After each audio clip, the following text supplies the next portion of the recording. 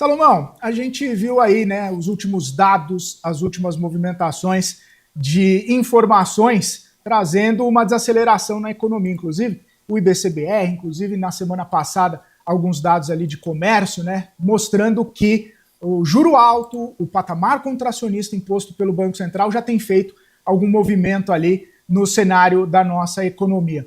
Na sua percepção, né, esses dados, ou pelo menos esse cenário que vem se desenhando, já enseja uma possibilidade do Banco Central começar a iniciar ali algum tipo de discussão de corte de juros nesse ano ainda, ou devemos ter, como o Banco Central bem ressaltou no comunicado e na ata, juro mais alto por mais tempo, esperando que efetivamente o cenário fique um pouco mais propício para essas discussões?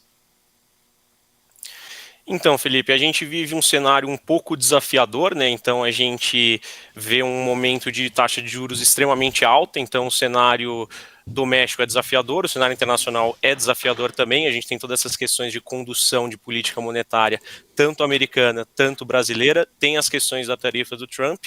É um cenário doméstico com fiscal desafiador e a gente também está em cenário pré-eleitoral. A gente está com a taxa de juros extremamente alta, falando de países emergentes, é a maior taxa de juros do mundo e deve permanecer assim por um período ainda, né? Então, em 2025, nós ainda não devemos ver cortes, a gente deve ver esse juro que já está alto há muito tempo, chegou no que provavelmente seja o seu high, mas a gente só deve ver cortes ali no início do primeiro tri de 26, então, sem dúvida, a renda fixa vai estar em alta nesse momento.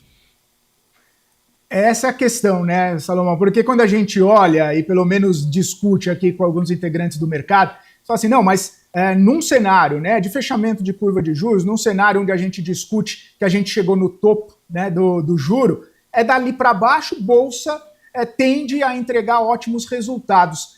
Mas a renda fixa, ela continua atrativa, justamente entregando esses resultados e, inclusive, podendo proporcionar oportunidades justamente com marcação a mercado, com esse fechamento, com taxas ainda bastante atrativas, com pouco risco, se a gente pode dizer assim.